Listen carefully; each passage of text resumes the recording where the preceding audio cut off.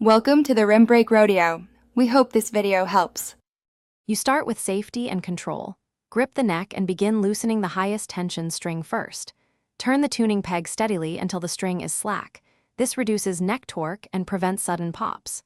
Once done, use a string winder to speed loosening while you keep tension in check with your other hand. Make sure to cut only after significant slack.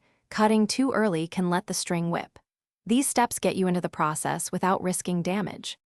Once a string is slack, unwind it completely from the tuning post and feed it out through the bridge or remove the ball end, depending on your bridge type. You do this to avoid bending pins or scratching finishes.